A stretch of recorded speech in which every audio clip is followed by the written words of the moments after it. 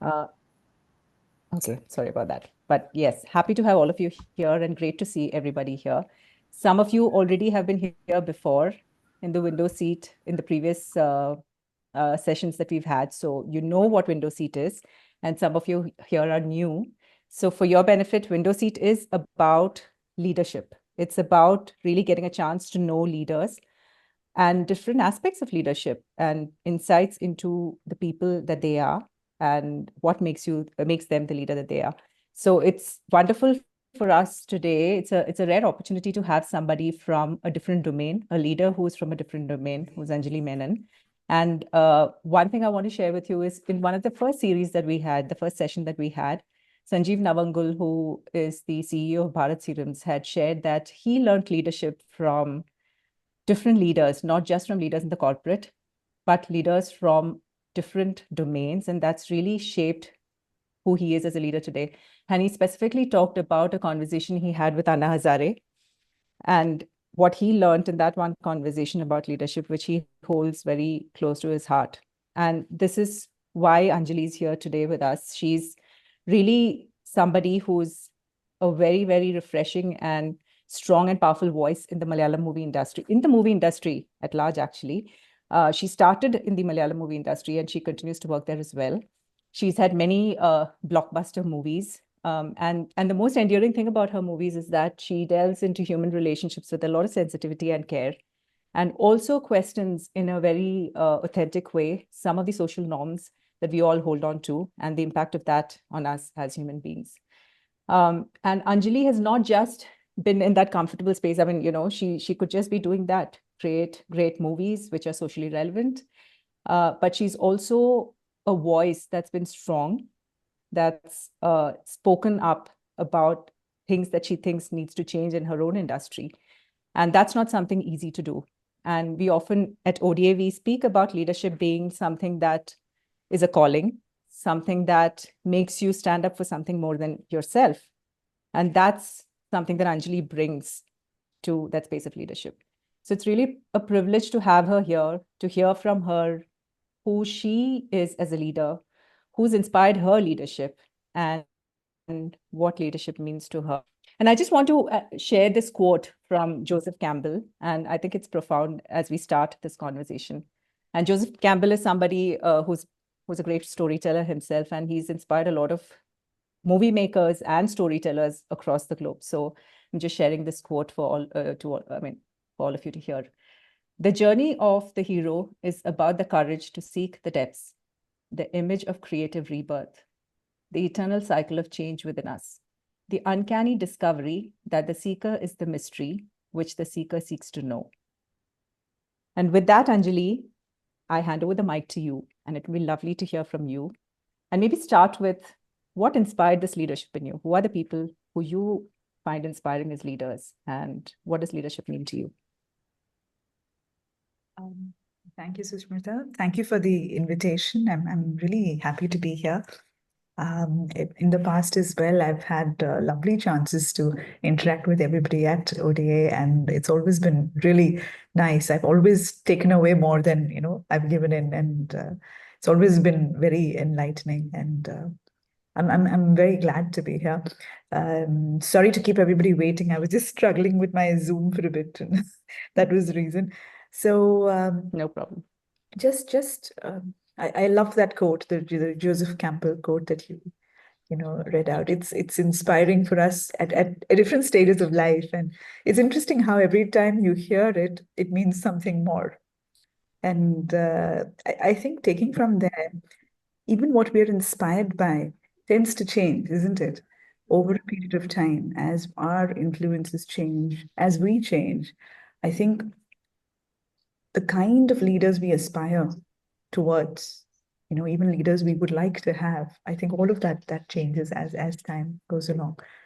In my case, I must say that I never sort of had this ambition to be any kind of leader. That was never really on the radar. It is something like for a lot of people, it's something that sort of materializes as we get on with our journeys. The kind of people that I've always felt inspired by are people like Nelson Mandela, people like Jacinda Ardern. She was, a lovely example we saw sort of in contemporary times of what a leader can be like. And that whole, the values, I think, if I was just thinking about the both of them, and the common values that we see are certain kind of compassion, certain kind of walking together that they have enabled of different people who tend to clash, where there tend to be conflicts, when there are situations which are actually out of hand and no one has any precedent about how to deal with it. In those places, they have found ways. And I think that's what really is inspiring, that they've been creative, they've thought out of the box, they've held on to certain principles that they've stood for, and they've, more than anything, they've mobilized a certain kind of culture in their spaces. And I think that is what really, that kind of culture creation is what I think, we look up to leaders for. So yes, those are the people that inspire me. And Sushmita, as I had said, I'd rather, this be an interactive thing, because Yeah, absolutely. it's not always that, I step in to speak on a subject like this, particularly sort of in the first person. That's really not something I'm doing. Yeah. So I'd love for you to, ask, and I'm Yeah, absolutely. Yeah. But I also want to tell you that I did listen to your TED talk, and it was so lovely to hear what you had to say. It was so inspiring to hear that. So, you did really bring out a lot of thought-provoking, insights in that talk as well. So that was lovely. So just saying that that was amazing to hear you for those 15 minutes or so as well. But I just thank want you. to ask you, Anjali, you said Nelson Mandela and Jacinta Ardern. And I'm somehow feeling that it's not, I mean, those are now, like, as one grows into an adult, one sees and, feels inspired by. But I'm pretty sure as a child as well, looking at you, somewhere I feel that you probably were a natural leader in some way or the other, even, in your younger days. But how was it for you then? Were there people that you felt were, inspirational to you as leaders, in your household or around you?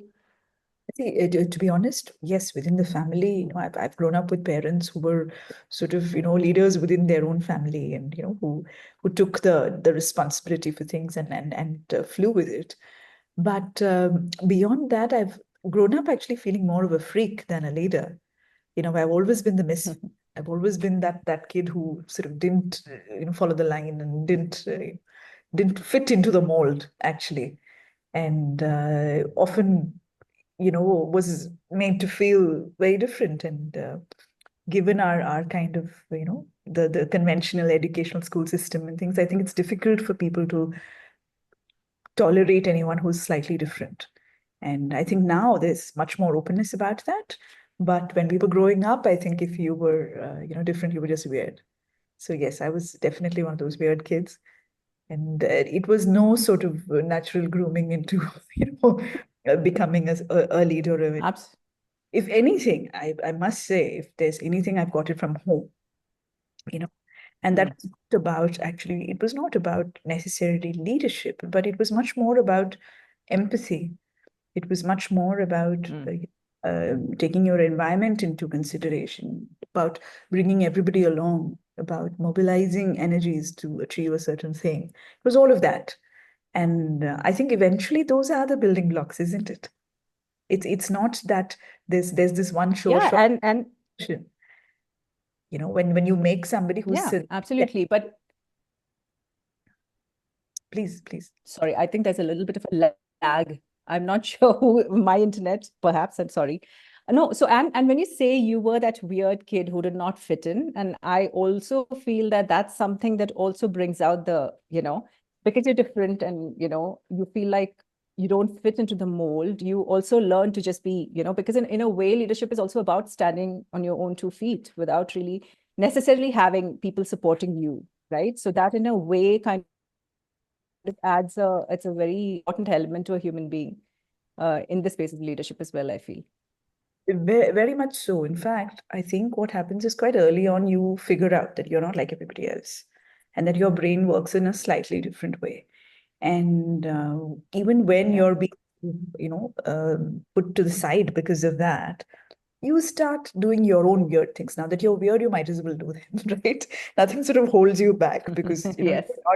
not waiting to get into the straight lines. You know that your path is different. So I think that way Right. that, Yeah. in fact, isn't it Richard Louv, who is the journalist writer, who is writing about the nature deficit disorder among children? Now being a parent, Mm. I'm far more aware of what can happen, what are the impacts that happen in Mm. our child. Yeah. And I was reading something that he wrote, where through research they found out that the children who were troublemakers in a classroom, if you were to take them out of the classroom and put them into the natural world where they can just run around and play and do whatever they please, Yeah. it was the troublemakers who became the leaders. Mm. I think that Yeah. should give us sight into what a certain kind of structure is doing to our children. Yeah. Yeah. And just our How children, is it holding them back from? it's doing it to potential leaders. Yeah. So the whole thing, I think most people tend to actually have within them a quality which can be honed and which can be developed. But a lot of potential leaders are possibly snuffed out simply by the structure that everybody's so, keen to follow. Yeah. So that heavy Absolutely. structurization, of our organizations, our schools, our education system, our college system, all of it is not really working towards creating leaders. And if at all, it's actually working towards, I would think, creating managers. And followers. Yes, because right now we have so many people who are willing to delegate not just the power, but the responsibility as well. Whereas in my book, Yeah. when you do share your, responsibility, you do not let go of your responsibility. You definitely give power. You definitely Yeah. share resources. You share, the ambition. You share the knowledge and all of that, and you invite that from your collaborators and your, co-workers and your team. But you never let go of responsibility, I think, as someone who's guiding them. Because the Mm. minute you let go of responsibility, then that typical culture of blame sets in, where Yeah. someone entrusted somebody and therefore it is only that person's responsibility to do it now. So it's sort of a vicious cycle, how where it starts. And I think a lot of it's Mm. from us as individuals when we are looking at the environment around us, and if we feel when we see something which is not great, if we are people who think, how did I contribute to that? I think somewhere there is the seed, Mm. because you're first of all becoming aware of your impact on a particular situation, however small it may be. Because with that awareness, you're Mm. taking on the responsibility of trying to improve it or change it. Because as long as you're saying, okay, I'm not responsible, then I don't really see, leadership qualities in those kind of people. Because the minute that keenness to avoid responsibility, that keenness to not look further and understand how we are, we are attributed as the, if that happens, when we have more and more people coming ahead to see how we are impacting the environment and how we can make a difference, I think that is what really gives birth to leadership. The whole be the change movement is that, isn't it? And when we see that in children or in team members, I think that is what really needs to be encouraged, where people take up the onus to do things. And the people who do it naturally, they will always have people coming forward to them. That's what I've noticed. That very naturally you see leaders evolve. You see, Sushmita, in my workplace, Yeah. we don't have sort of, it's not the most organized sector. So we don't sit in cubicles and we don't Right. work in offices. Every day we're in a different place. Every day the dynamics are Yeah. different. variables are very high. Even the people we're working with can change every day. So in that situation, all we actually have are our core people. And we only have those people to connect to and to keep our bearings as we go. And our main purpose, which is usually making a film. And in that core purpose, the person who's most invested, the people who are far more driven, people who feel they'd love to take that responsibility, they emerge as natural leaders. So it's nice to say, sometimes somebody new will join the unit, and it might be somebody who joins to keep continuity, or somebody who's even a production assistant.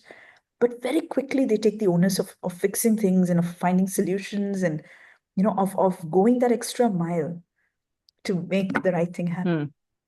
And there you see, you see it right before you, a leader emerging, and you'll see them rise the rank. Somebody who takes responsibility. Not just responsibility, the whole energy of making that thing happen. That conviction, that sort of empathy they have for everybody while they go about doing it. All of that comes into play. And I think this happens very naturally. Rather than train people to be leaders and things, I don't know how much that works. You would know better. But my experience has been that this is actually there in everyone. It's just how much do we allow other things to hold us back? I think basically it's in your own mind whether you want to respond to the calling of leadership or not. I think so. And it's difficult when you say, leadership it's a difficult word. I have trouble relating to that word because it comes with a lot of baggage as well, isn't it? Because we've seen all and it's a loaded word. Yes, very loaded word, exactly. And there are so many kinds of leadership as well. We're most used to seeing a very mainstream version of someone leading from the front. This often sort of very bold character person who's leading from the front, or this sort of commander kind of energy is what a lot of people expect when they leader. But that's not true. That's not true. There are leaders of all kinds. And if you ask me, my sort of favored kind of leadership is that of a shepherding style, where you're empowering your team and you're letting them go off and do what they have to, and you're watching them very carefully, and it is your responsibility and to ensure that they are guided towards the right direction. So I'd rather work in that kind of a only then does real collaboration happen. Only then do we have situations where I'm able to understand how much of whatever I have shared is having an effect on this person, or what is their individual path. If left to themselves, are they going to really work towards improvement of this entire situation, or are they going to be slack about it, or are they going to go off in a completely different tangent and get us something completely magical? We don't know. The only way is to actually allow people to do that. And it's not that from day one I've been doing this. No. I was just coming to that. Where did that sense of responsibility or taking personal ownership to change something or bring about a certain thing, where did that spark come? I mean, was there an incident that you remember? It's not just one thing, obviously, that brings a person to that, but there's always something that one remembers where one felt like, okay, maybe that incident really played a big role in me understanding that aspect of leadership, which has become so important to me. It's funny, but sometimes it's also lies in the place where no one expects anything from you. You're in that place. I remember as a kid, we had a situation where some show had to be put up at school, and it was very short notice. I think we had about a day to do it. And I was not one of those kids who was like, really performing at that age. I'm talking about when we were 8 and 9. And all of these, the star people were, unwilling to do anything simply because they did not practice and they didn't have, the put in place. And the teachers were really worried. And I remember asking, can I do something? And it was, they had nothing to lose because there was nothing else that was possible anyway. So I remember a teacher saying, well, better than having nothing, okay, do something. It was that. And it was a very inconsequential little, I don't know, a dance skit that we did. And I just pulled together friends of mine, we all dressed up and got a lot of stuff from home because nobody else was sort of, knowing what we were going to do. So there was a song my brother taught me, a Once in China song, and just, a random bunch of girls who'd never performed before. Actually, none of them were performers. And we put up something which became a huge hit. Hmm. And everyone loved it because it was very light and sort of, it had a very light, happy energy about it. And they were surprised that, oh, none of these girls have performed before. And suddenly, who are these girls? They didn't even know our names. And I think that was the first time I'd initiated something, which was not just me. It was, Hmm. Bringing people together and putting something, yeah, together, and then, but Anjali, you make it all sound so easy in a way, but I want to really bring focus to this fact that you were a complete outsider, right, when you came into the industry, and you've actually carved a way. And I really sometimes step back from saying, made space for women and things like that because it's become so cliched. But the fact is that there are it's a hugely male dominated industry, and you've actually made space for yourself as a very credible director to reckon with, and made some really great movies. And I'm really fascinated with the fact that you've actually stepped out of that comfort zone, and also you're standing for something that is even, something you believe in, something you believe needs to change about the industry. How did that happen? I mean, when I'm hearing that you were not a big performer, or when you were a little shy when you were a child and all of it, to, it almost seems like a paradigm shift in the way you have approached this whole thing. So how did you come to that place where you felt that you needed to do this, and you needed to break out of that comfort zone and speak up about something that, because there's leadership in both spaces, as a movie maker as well as somebody who wants a social change or change in the society, right?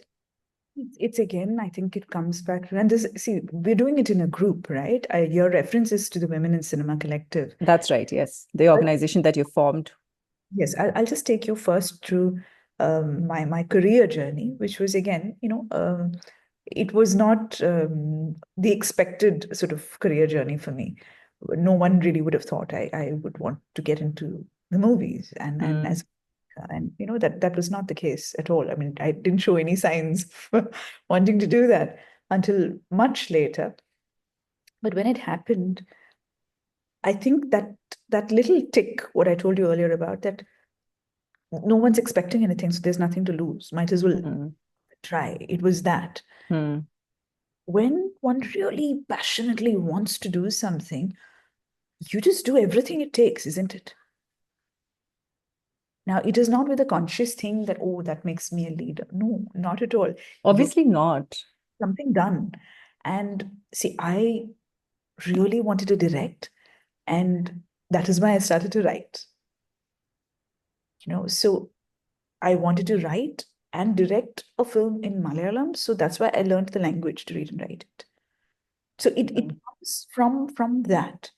Now I wanted to write and direct, and I was in a situation where I had to take up, production responsibility as well. Otherwise, it wouldn't happen. So okay, do that as well. So in the end, you end up doing, a lot more than what you might have initially imagined. And point is that you don't give up. mm, Just stick with it, and you go all the way. And in the journey, you gather some people who are, very strong support for you and go with you. People who believe in this purpose that you have. mm, So I was fortunate to get one or two people like that with me. And that is the reason, that first project happens. mm, And if, one hadn't sort of gone into making that first project, the rest of them would never come, right? So that first thing, that really big, intense push is what. mm, But for me, that very first project was in many ways my nemesis because I stayed with it for so long and I had so many problems while, making it, releasing it, completing it, all of it. Things which are unprecedented, where nobody else has had such issues. mm.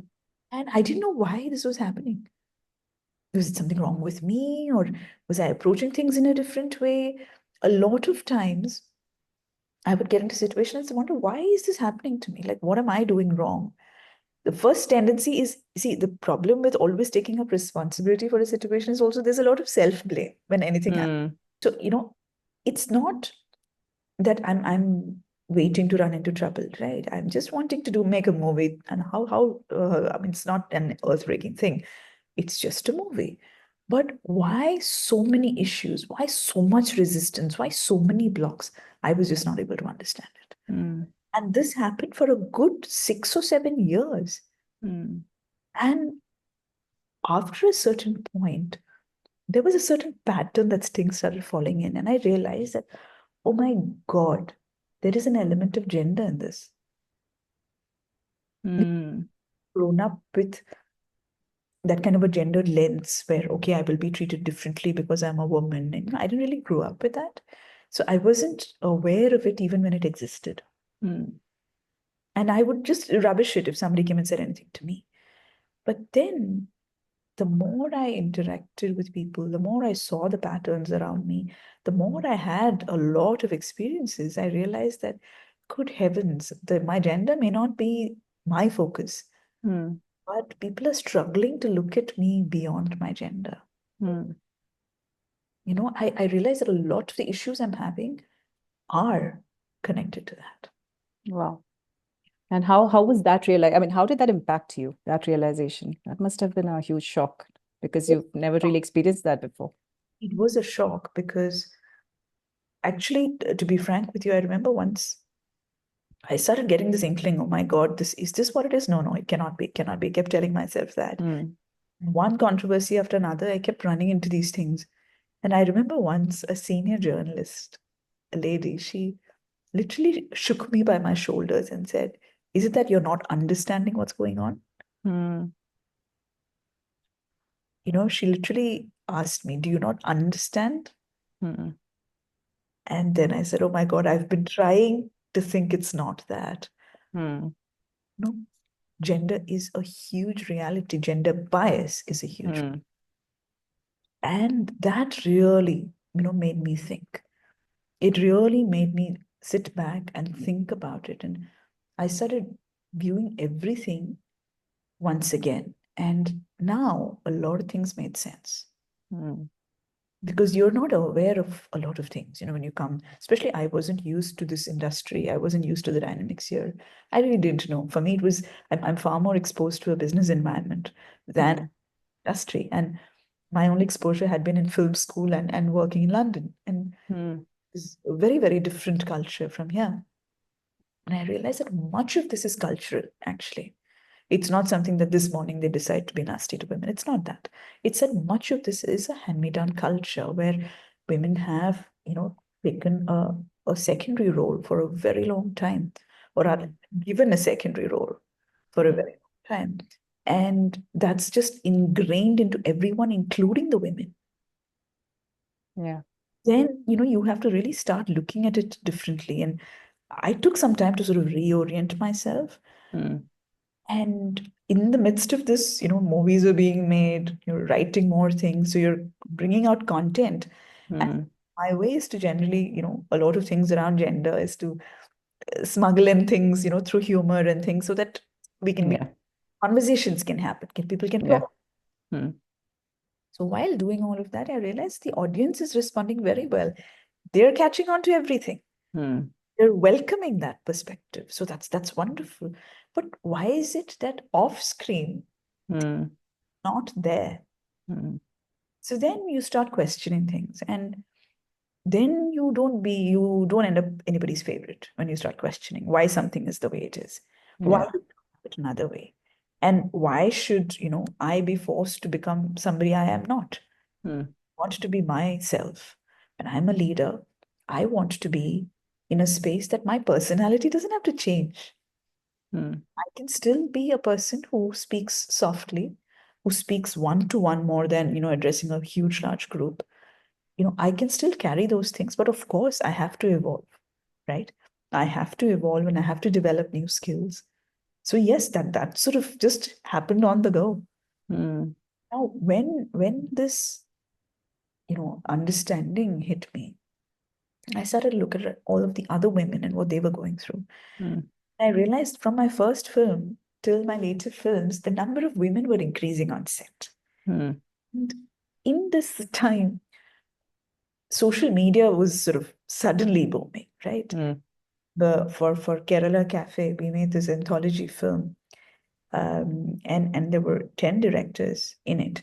And at that time, I remember opening the Kerala Cafe page because nobody was doing anything like that. mm, It was one of the first times that was done, and we had great fun doing that, populating it with information and all of that. And soon I found a lot of women writing to me. mm, I didn't know. And at that time, it was very new. It wasn't sort of, a known thing that, you can just randomly write to anyone. I had so many women write to me and tell me that they wanted to be filmmakers and they wanted to be writers, and but they had this issue and that issue. And this is what stood in their way. Initially, I used to write back and try and, share yeah. a but then after a point, I realized, oh my God, I can't handle this actually. I can't do it. And my little intervention is not going to do anything. Mm, Because I was also interacting with women who were working on our set, and we would talk. But mm, how has their journeys been? Where have they been? What are the other sets they've been in? And I realized that, oh my God, the picture is rather different. mm, It is not as rosy as we might think. And yeah. so realized how privileged I was being a writer, director. If I was having so much trouble, Mm, yeah. then imagine somebody who is very far from that kind of power Mm, system. And initially, when we would do movies, there would be promotions, there'd be so much interaction with the media, and everybody would say, "Oh, how was it?" And I'd always give a very good picture. I would mm, tell about the problems I had. mm, Because I always felt that if I were to really tell them how tough it would mm, encourage all of the women who wanted to come in. mm, And I rarely speak about it actually, the big issues I have had. I don't speak about it much because I really feel it's already difficult enough. And the mm. more we focus on the negatives, it's only going to get far more difficult for everyone. So is that why you came up with this organization, which will at least advocate for things to change in a way, for these women? And did you feel alone doing it? Or do you feel like, Actually, we were a group of about 18, 20 women, and some of us knew each other. And there were already friendships where, at the end of one film, I'll call up one person and say, "Oh my God, this one was, it drove me nuts and this was so difficult." And she would be like, "Oh my God, this one too." you know, and mm, she'd share her stories and I'd share my stories. And this kind of connect started happening already. mm, But we never sort of had a group where we were all together and we were discussing cinema or anything like that. I didn't ever had that. And also, this actually sort of, how do you say, happened so quickly because it was triggered by that incident that happened in 2017. mm, yeah, Now, she was one of our colleagues, right? mm, Not have all worked with her, but she's somebody like us from yeah, the. And to even think that that can happen to yeah, some in our industry was just horrific. And it actually triggered so many experiences within all of us because violence absolutely. happen at all levels. Mm, Right? And you're vulnerable when you're working in this industry, and you don't want to be vulnerable when you're out there working. What you mm, want is, you want to work as a professional. yeah, You don't want to be overpowered by all the disadvantages stacked against you. So when this happened, it was such a shock. It really just suddenly banded us together. And we all started speaking to each other and saying, what can we do? mm, Because this could happen to anybody.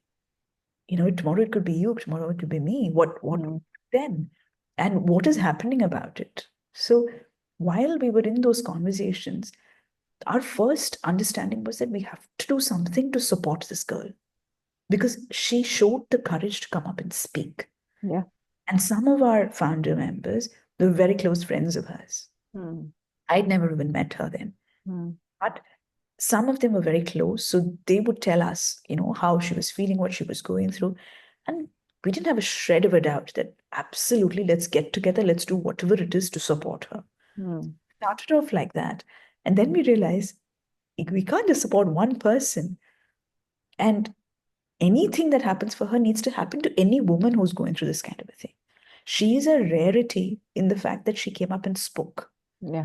How many women all of us knew about who were going through crazy things and never. Mm. So we realized that we have to speak for all of them.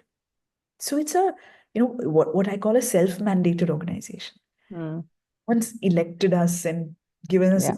and told us these are your bylaws and and this Yeah. is and this is the do's and don'ts, nothing. Yeah. We just create all of it ourselves. And that too in a place that was really resistant to us. Mm. So coming together with those women, and all of us have had equal roles in it, everybody's really contributed. And that courage to come up and speak openly Mm. comes because you're in a group. That's very important, actually. Yeah. Activism in this space is so important because it empowers. And Yeah, I mean, you're creating a safe space for people to be able to speak up. And I think that's what's really missing, right? I mean, and to do that is not easy because you are also not in the majority. The majority doesn't want it. So to really, create that space is a Herculean task, if you would ask me. And that's why I asked you if you were alone. But I do understand you had a set of people with you who came, and all of you felt together in doing it. And I have so many more questions coming up, but I really also want to open it up to the audience because I'm sure, they also probably have things to ask you. So I'm just going to take a moment to open it up and ask if anybody wants to ask a question to Anjali and then, you know, take it from there.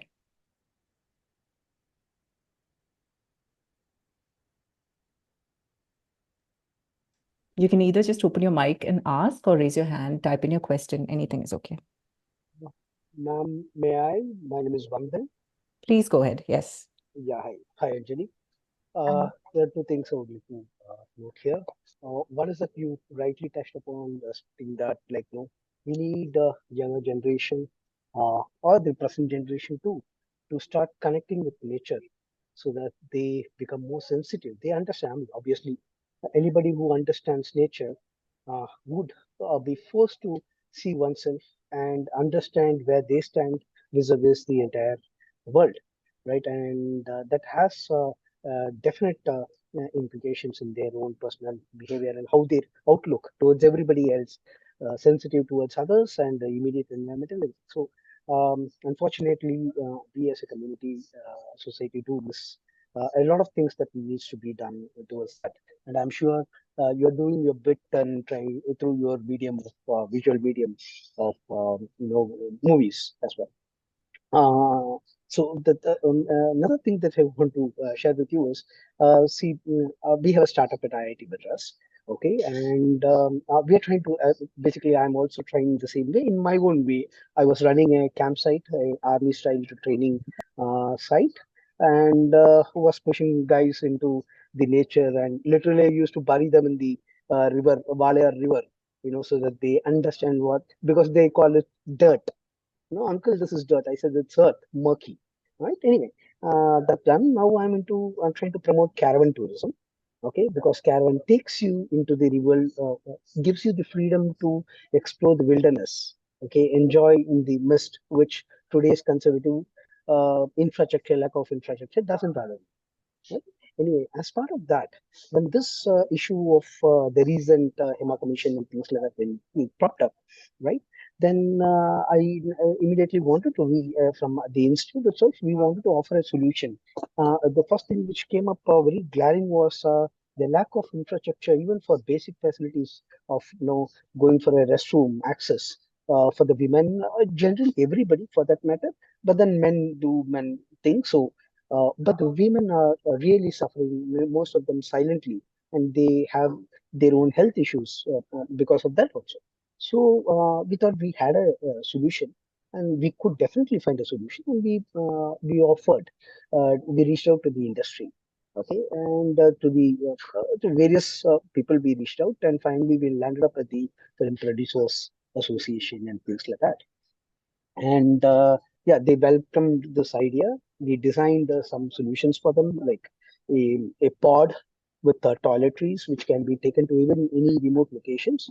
And in fact, fortunately, we are tied up with Mahindra, and Mahindra is launching a caravan, a Bolero, which can go to the remotest of locations. So even in the sun, they can have a toilet pod there. Um, the interesting thing is we wanted, okay, we are purely on a research basis. We do study it before offering a solution saying that "Look, this is wrong."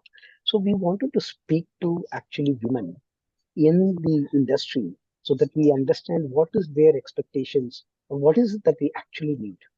You'll be surprised when I spoke to these people. And see, the one thing I don't know much about the industry, but the WCC I've heard, and I really appreciated what you guys were like, speaking up about. So the moment I took this word WCC, three word, boy, you should have seen the kind of response. Okay, uh, seriously, that that gives you a reality check. I mean, till that time, they will all be, oh, wonderful, like, let's get working together, let's get this. And when I request them, sir, I would like to take a feedback. Would you be able to put me onto somebody? That's it, like their face goes white. They don't want to touch it. They don't want to then interact with me. So I still find it challenging. But the last presentation, everybody did appreciate and they wanted to be associated. They wanted to do something. But I'm yet to be put, and they promised, some of them did promise. There are genuine people also. I did find that. They said, sir, contact me privately. I'll put you on to people in that. But it never happened till now. So this opportunity, I would like to see if we can connect off the line somewhere. And I would like to understand this better so that when we give this solutions, we know we are giving the right what is needed. Okay. Yeah, that's the things which I. Sandan, I really appreciate you reaching out to solutions for our industry. That's really special. That kind of solidarity is what really makes a difference to us. I'm glad that you went about the right route to approach the producers for it as well. Yes, we're not really winning the popularity contest there, so you may not, get brownie points for mentioning us. But yes, they should find you, women volunteers to exchange ideas with people who work in the industry. If there's anything that, support that you need from WCC, please do write into us. Our website is wccollective.org, and there's the email address there. Yeah, I did write. I did write. There was this friends who shared me connects. One Sangeeta. They said she's a coordinator to things like that. So I did write to them. And when I was in Cochin, I did reach out saying that I'm here for a day or two. Is it possible to meet up anybody and take a feedback? But unfortunately, it came back saying that like probably later or something. So I'm sorry if you've not had the response you should have had.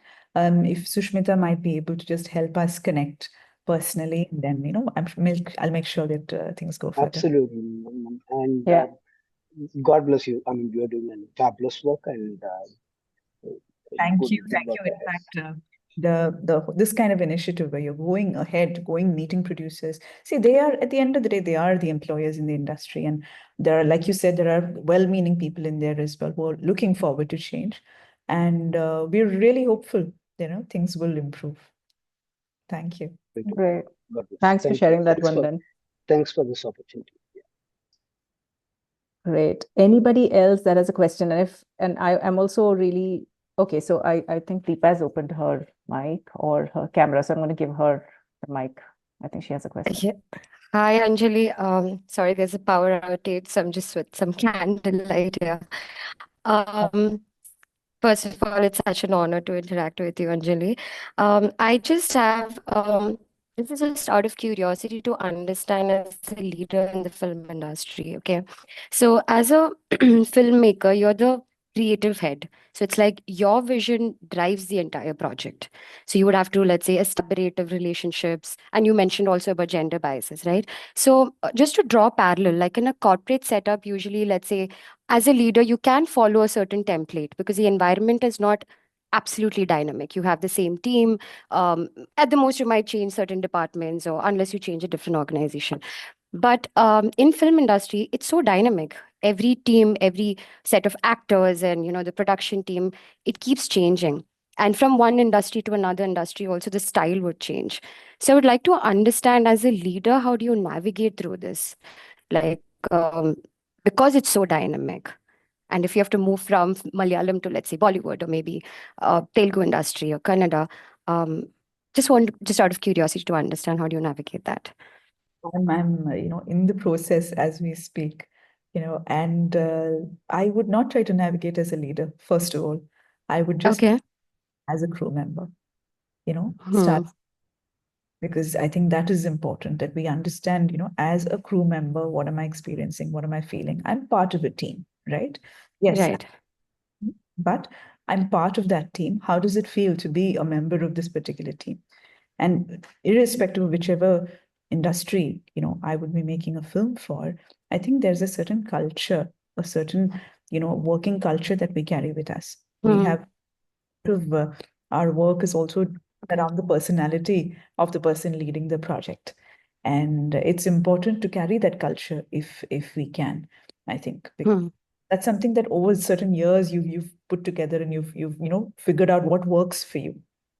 So I would like to retain those aspects, but at the same time, to welcome things from other places. There's so much that we can learn from, right? When we are only sitting in one way of working and one style. Frankly, my sets are not very conventional sets for the Malayalam film industry, because people who work with me very often tell me this is very, very different. So youngsters who start my Okay. set, very often I get calls when they're on the next set saying, "Oh, ma'am, this is very different from our place." So Right. it is already different the way in which I work. So I'm not looking to completely change the way I work, depending on which industry I go to. But yes, I'm definitely open to learning, because I think every industry has its pluses. In Hmm. a beautiful space for creativity in terms of, the kind of talent that comes in. Most people are multi-talented. They're doing different things. The collaborations are fantastic with real, real narratives, which are very much informed by what's going on in the world around. Movies turn around so quickly. All that is because we have a very independent style of working. It's a very indie film industry. And that is not Right. most other places. Here, even our actors are people who are like crew members. They will be just Hmm. passionate about going after it and working on a project. And that's the reason we're able to turn around films quickly. And there are a lot of advantages built into this industry. Similarly, I'm sure many different places have their own advantages. So for me too, it'll be a learning process. Hmm. It's gathering the best, but I would like to hold on to whatever culture we've created so far as well. Right. As and when Us. I say that, I'm gonna talk about it for sure. So, hopefully you can, connect with me then, and then we'll discuss notes then. Okay. Thank you so much, Anjali. Okay, we barely have a few minutes left, and I still want to check if there's one more question somebody wants to ask. Anjali, there are a couple of comments in the chat box. Of course, Vandan already spoke. Somebody's saying, Anjali, thanks for sharing your journey and thoughts. It's really inspiring. Keep making inspiring movies and be an inspiration to many more. Thank That's you. from Shiny. Thank you, So, Shani. so Anjali, it seems like WCC, although has been something that came about responding to a need in the industry that you came across, and not necessarily because you wanted to, be this warrior. Okay, Gautami has raised her hand, but I just want to ask, you also saying that doors are opening in other industry, other regional languages and things like that, even in the Hindi movie industry and everything. So in a way, your work might have become difficult because you have raised a very, very pertinent issue within the industry, and you've been speaking about it and speaking up for it. But also there are people who are, you know, uh, receiving that with open arms and receiving your intention with open arms as well. Is that right? I'd like to say one thing. in response to your question, that people tend to see it in a very short-sighted way, that, oh my God, the Malayalam film industry, all this is what is going on in there. But please understand, just because nobody else is talking about other, does not mean it's not happening there. Absolutely. And not just in the movie industry, Anjali, it's happening all across other Okay. industries as well. Yes, absolutely. To understand that Malayalam is a place we can still talk about it. At the end, all of us in the Women in Cinema Collective have started work here, continue to work here, maybe less, but at the end of the day, we're still very much, in this industry, still speaking up for it. And also, there are many people within the industry who are really now coming up and speaking up. Many collectives have been happening where recently our government has actually announced the creation of a Kerala cinema policy. And I was amazed that the Kerala Cinema Policy Committee, I believe, has met more than 75 groups of people connected to the Malayalam film industry. We weren't even aware that they were there. When we, as a collective, went to meet the Film Policy Committee, there was another group we met there called the Creative Women's Collective. And we were not aware of what their area of work was, but it was so wonderful to see these are women who are having successful careers in corporate and science sectors, who have now come forth and they want to become writers, and they work towards that. And they sat and studied the Hema Committee report, and they came up with a set of recommendations of what could be done to improve it. And the little that we heard that day, wonderful recommendations, which were informed by their whole career experience. So not just women, we have a lot of men as well who are today empowering voices. Many are speaking slowly. They're taking time to speak. There's a great silence that you cannot ignore that. There's a great silence from people who I would have thought will speak up now.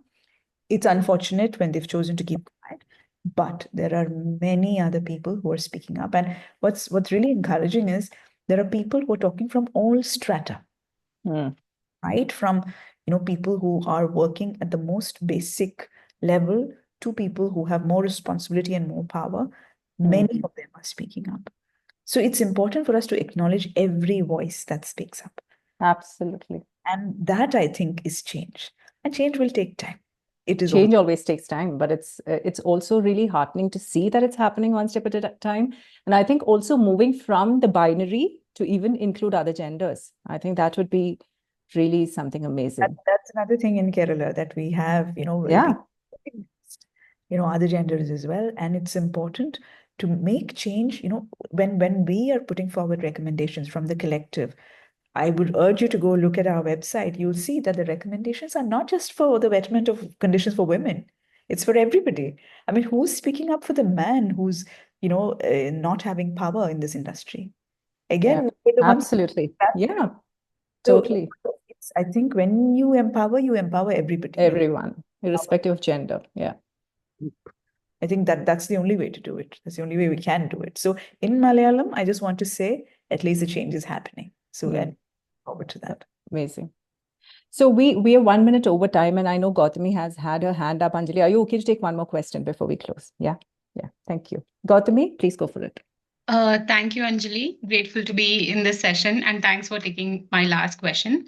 So I wanted to talk about conflict management, because be it talking about this gender biases or any kind of things that women go through, but I notice you do it with a lot of grace and you're very poignant about it. So without being vindicated or stereotyped as woman feminist as a negative term, and not come as a problem maker, like even when I'm handling a crew, or if I see some issue going on within my crew, how do you handle it?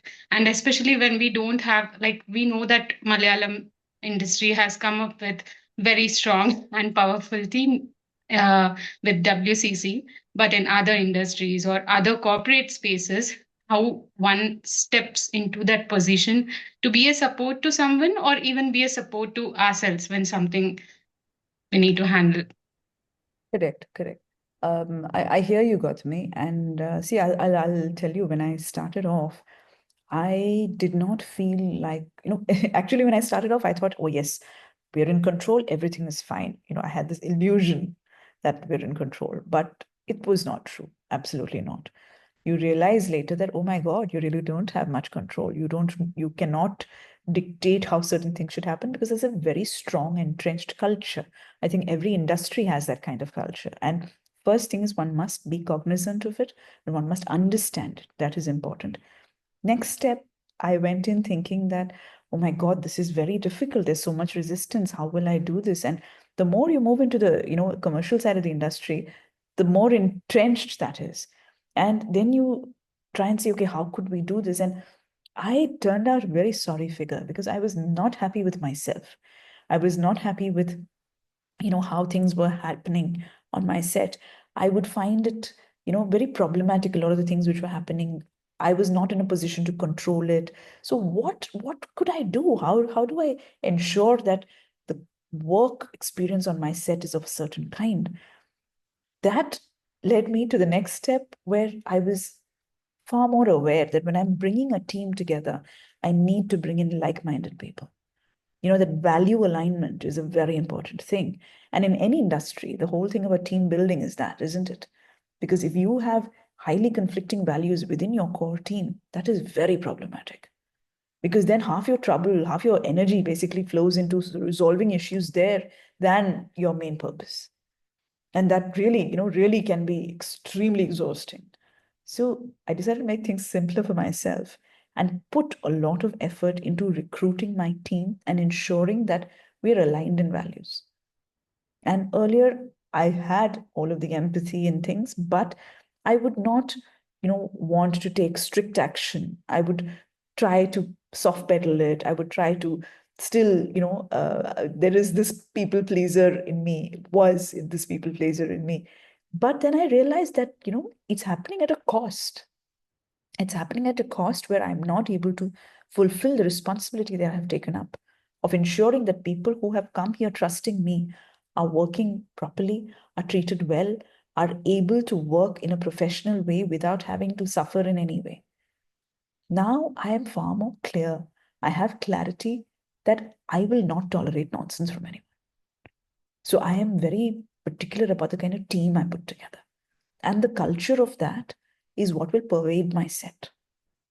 That's very important for me. Even if it means taking time, even if it means, finding, options, whatever it takes. And it's not like also one thing is we have to keep, it's like playing Jenga, you have to keep reinventing this as well. Because you might think person is fantastic, but that person might turn up on set and be a completely different person. What do you do then? So my thing is very simple now. Have a straightforward chat and say, this is what will flow here.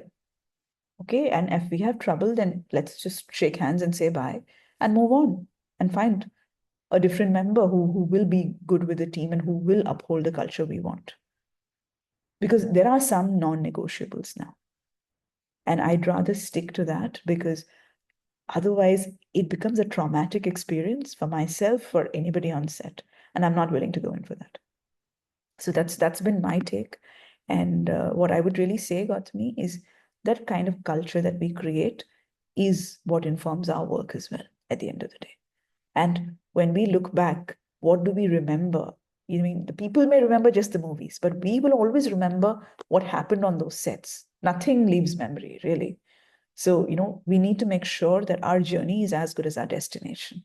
So I think that is a big part of creating that work environment that is conducive and that's positive for everyone.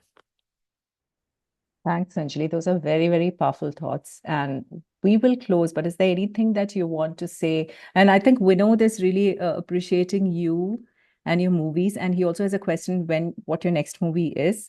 But I'll leave it to you. But I'm also going to give you the mic for the last words. But before that, I just want to tell you that what I'm gathering from all that you spoke about in terms of leadership is how it organically grew for you. And it's not something, a label that you are aspiring to have, but it seems something really ingrained in you to really make a difference in a space that needs that difference to be made, really being the change that you wish to see in the space that you're working in, and not because you want to be a leader there, just because it's the right thing to do or it's the more humane thing to do.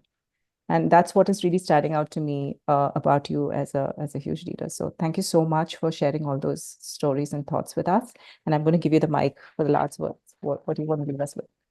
My pleasure, Sushmita. And I must say, with the collective, I have really got more from the collective than I have given to it, because it has been a privilege to work with all of these women, to work on a cause like this, and I have learned so much from all of them, because the way everybody's just really stuck together, braving through all kinds of situations and all kinds of adversities. Somebody has a death in the family, somebody's going through really traumatic life circumstances, somebody's really struggling for money, and yet everyone will turn up. Mm. And there are times we all are falling apart, literally, and then we say, let's just take a pause and come back, because life happens, right? Yeah. Yet to find that dedication, and for so long, this has been 7 years now. And for me, it was a real education to work in a lateral space, to work, without the kind of hierarchies that we are used to, Yeah. that no one person has a say about the others. That is difficult. It isn't easy. Yeah. Especially when you have very strong opinionated people in the room, and Mm. everybody may be pulling in different directions. So we still have to discuss. We have to Sorry about that.